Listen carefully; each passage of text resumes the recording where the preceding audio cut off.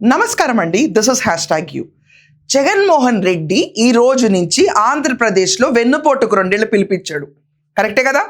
అంబటి రాంబాబు దగ్గర నుంచి ప్రతి ఒక్కళ్ళు రోడ్ ఎక్కేసేసి మేనిఫెస్టోలు తగలబెడుతున్నారు, మెగా డిఎస్సి ఫార్మ్స్ తగలబెడుతున్నారు, రచ్చ కింద చేద్దాం అనుకుంటున్నారు. గుమ్ము కూడా ఒక 10 మంది కూడా లేరు అక్కడ. వాళ్ళు మాత్రం అరాచకాలు సృష్టిస్తున్నారు. పోలీసులకి వైకాపా నేతల మధ్యలో గొడవలు కూడా అయిపోతున్నాయి. రాష్ట్రం అంతటా అల్లకల్లోలం సృష్టిస్తున్న తరుణంలో జగన్మోహన్ రెడ్డి మాత్రం బెంగళూరుకి జంప్. 4వ తారీఖున పిలిపిస్తే నేతిక్కడ లేకుండా వాళ్ళ శ్రేణుల్ని ఓడిపోయి కూర్చున్న ఎమ్మెల్యేలందరినీ ఉసికొలిపి పారిపోతే ఇది ఎక్కడ బలం? అసలు దీని వెనక ఒక పెద్ద రహస్యం ఉంది. ఎందుకని వచ్చాడు ఇంత తొందరగా, ఎందుకని వెళ్ళిపోయాడు? ఇది అసలు ఇక్కడ కావాల్సిన మ్యాటర్. 4వ తారీఖు దగ్గర నుంచి 12వ తారీఖు దాకా జగన్మోహన్ రెడ్డి వచ్చాడు. లిటరల్లీ 2 ప్రెస్ మీట్లో 21 మంది రెడ్లు డ్రామా కంపెనీ నడిపినట్టు రైతులు అని చెప్పి ఒక మీటింగ్ పెట్టాడు. మెగా డిఎస్సి అన్నాడు, నేను వచ్చాక అని హామీలు ఇచ్చి great visuals of Jaganmohan Reddy at Gannavaram airport. Sakshi గర్వంగా వేసేస్తుంది.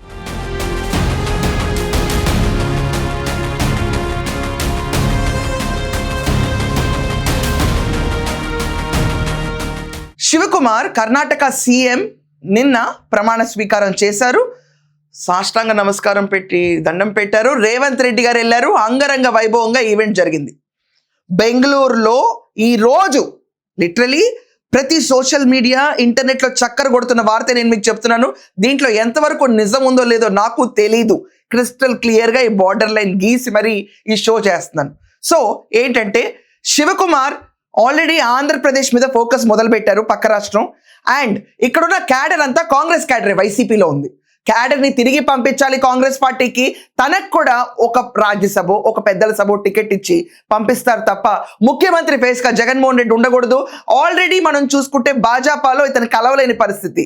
అతని పైన కేసులు ఉన్నాయి కానీ తీయటం లేదు, అరెస్ట్ జరగటం లేదు. కేసులు మాత్రం అలాగే వేలాడుతున్నాయి. మెడపైన కత్తి జగన్మోహన్ రెడ్డికి ఎక్కడ తొలగట్లా. ఇలాంటి తరుణంలో శివకుమార్ ఆయన ముఖ్యమంత్రి అయినప్పుడు ఒకవేళ అతన్ని పిలిస్తే, జగన్మోహన్ రెడ్డిని పిలిస్తే ప్రమాణ స్వీకారానికి వెళ్తే మోడీకి ఎక్కడ గుస్సా వస్తుందో అన్న భయంతో ఆంధ్రప్రదేశ్ వచ్చి అర్జెంటుగా ఈ 2 మీటింగ్లు అటెండ్ అయ్యాడు. ప్రమాణ స్వీకారం అయిపోయిన వెంటనే జంప్ టు యలహంక వెళ్ళిపోయాడు బెంగళూరు. శివకుమార్కి చాలా గుప్త సీక్రెట్స్ తెలుసు అంట జగన్మోహన్ రెడ్డివి. ఇప్పుడు తెలంగాణలో ఆస్తులు ఉంటే పక్క రాష్ట్రంలో వాళ్ళని అవనండి, లేకపోతే ఎక్కడెక్కడ అంటే ఇప్పుడు మనం లిటరల్లీ ఛత్తీస్గఢ్లో ఉన్న వాళ్ళు అవనండి, లేకపోతే ఆంధ్రప్రదేశ్లో ఉన్న వాళ్ళు అవనండి, ఇక్కడ ఆస్తులు ఉంటే ఇక్కడున్న చీఫ్ మినిస్టర్ కంప్లీట్ గ్రిప్లో ఉంటుంది. వాళ్ళ గురించి ఒక ఐడియా ఉంటుంది. వీళ్ళ ఆస్తులు ఎలా కొన్నారు, ఎక్కడెక్కడ కొన్నారు, ఏంటనేది ఒక చిన్న నాలెడ్జ్ సెక్టర్ అయితే మాత్రం ఉంటుంది. అదే రకంగా జగన్మోహన్ రెడ్డి బెంగళూరులో ఎలా ఇళ్ళు కొన్నాడు, ఎలా ప్రాపర్టీస్ కొన్నాడు, వాటిలో ఉన్న సీక్రెట్స్ ఏంటన్న ప్రతి ఒక్క విషయం డీకే శివకుమార్ చేతుల్లో ఉందంట. చేతుల్లో ఉండటంతో ఇప్పుడు ఆయన వచ్చి కాంగ్రెస్ క్యాడర్ని అంతా, ఇప్పుడు వైసీపీ క్యాడర్ని అంతా కాంగ్రెస్తో కలపాలి, లేకపోతే ఖబర్దార్ అన్న స్టేట్మెంట్ ఇచ్చేటప్పటికి ప్రమాణ స్వీకారానికి వెళ్తే మోడీ కోపం వచ్చి పూర్తిగా జైలు జీవితం అవుతుందేమో నా లైఫ్ అని భయపడి ప్రమాణ స్వీకారాన్ని అవాయిడ్ చేయడానికి ఆంధ్రప్రదేశ్ వచ్చి 2 మీటింగ్లు పెట్టి ఇమ్మీడియట్గా ప్రమాణ స్వీకారం అయిపోయిన వెంటనే బెంగళూరుకి జంప్ అయిపోయిన జగన్మోహన్ రెడ్డి వాడుకున్నాడు. లిటరలీ వాడుకున్నాడు. ఇక్కడ ఈ గ్యాప్ని వాడుకుని పారిపోయాడు. సో జగన్మోహన్ రెడ్డి ఫ్యూచర్లో వైసీపీ పార్టీ ఉంటుందంటే మేబీ ఉండకపోవచ్చు. ఇంటర్నెట్ రూమర్ స్పెక్యులేషన్స్ ప్రకారం చూసుకుంటే దీంట్లో ఎంత వాస్తవం ఉందో నాకు తెలియదు. మళ్ళీ క్లియర్గా చెప్తున్నానా, క్లియర్గానండి. సో వైసీపీలో ఉన్న క్యాడర్ అంతా ఒకవేళ కాంగ్రెస్కి వెళ్ళిపోతే ఆల్రెడీ షర్మిలాకి రాజ్యసభ ఇచ్చేస్తారు. దాని తర్వాత జగన్మోహన్ రెడ్డి సీఎం ఫేస్ కింద అన్ఫిట్, ఏ పార్టీ ఒప్పుకోదు. Rahul Gandhi is very serious about south India. Telugu రాష్ట్రాల్లో ఎలాగన్నా కూడా ఆల్రెడీ తెలంగాణలో ఎగరేసాము, ఆంధ్రప్రదేశ్లో కూడా మనం ఎగరేయాలి. వీ షుడ్ కన్విన్స్ పీపుల్, మనం వాళ్ళకి ప్రామిసింగ్గా వెళ్ళాలని చెప్పి రాహుల్ గాంధీ చాలా ఎఫర్ట్ పెడుతున్నాడు. ఇలాంటి తరుణంలో డీకే శివకుమార్ స్ట్రాంగ్ క్యాండిడేట్. కర్ణాటకలో సీఎం అయిన తర్వాత తెగబుట్టింది జగన్మోహన్ రెడ్డికి.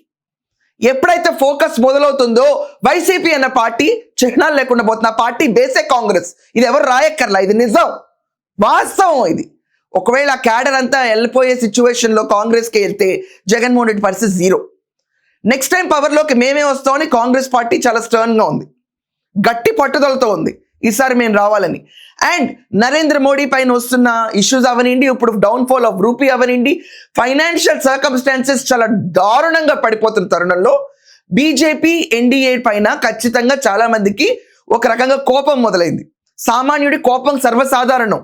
వాడి పొట్టపైన కొట్టినా, వాడికున్న ఉపాధి హామీల పైన కొట్టినా, సదరు సామాన్యులుగా నేను చెప్తున్నాను, కోపం వస్తుంది ఎవరికన్నా. సో అలాంటి తరుణంలో కాంగ్రెస్ ఖచ్చితంగా పవర్లోకి వస్తున్న ఊహాగానాలు ఉన్నాయి. ఇలాంటి తరుణంలో డీకే శివకుమార్ గనక చెప్పినట్టే ఇక్కడ కాంగ్రెస్ క్యాడర్ అంతా లాగేసి వైసీపీనిచ్చి ఆ పార్టీ స్ట్రాంగ్గా అవుతుంది. మేబీ మేజర్ అపోజిషన్గా నుంచోవచ్చు.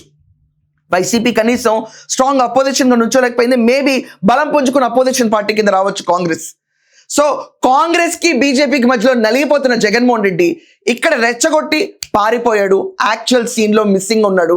ఎందుకంటే తనకి తెలుసు ఇవన్నీ ఫ్లాప్ షోస్, ఏదో టైం పాస్ కోసం చేస్తున్న షోస్లో తన పార్టిసిపేషన్ ఉంటే ఎంత లేకపోతే ఎంత, జస్ట్ కాలం జరిపించుకుంటూ డొల్లించుకుంటూ తిరుగుతున్న జగన్మోహన్ రెడ్డికి చివరికి పొలిటికల్ ఫ్యూచర్ ఉంటుందా అంటే మేబీ కాంగ్రెస్ పార్టీయే పుంజుకుంటే ఉండకపోవచ్చు. అపోజిషన్ పార్టీయే లేదు, ఈరోజు స్టేటసే లేదు. రేపు పార్టీలో సభ్యత్వంలో ఉన్నాళ్ళు కాంగ్రెస్ వాళ్ళందరూ ఒరిజినల్ కాంగ్రెస్కి వెళ్ళిపోయి గర్వాపసి ప్రకారం వెళ్ళిపోతే కనుక హుష్ ఫటాక్. సో మొన్నొచ్చిన విజిట్ మాత్రం డీకే శివకుమార్ ప్రమాణ స్వీకారాన్ని అవాయిడ్ చేయడానికి వచ్చిన విజిట్ కింద ఇంటర్నెట్లో రూమర్స్ చక్కర్లు కొడుతున్నాయి. ఈ రూమర్స్ మీరు చదివారా? చదివితే మీ ఒపీనియన్ ఏంటి? అండ్ జగన్ ఈ రోజే పారిపోవటం పైన మీ ఒపీనియన్ ఏంటి? కమెంట్స్ ఖచ్చితంగా రాయండి. That's all for now. Thank you.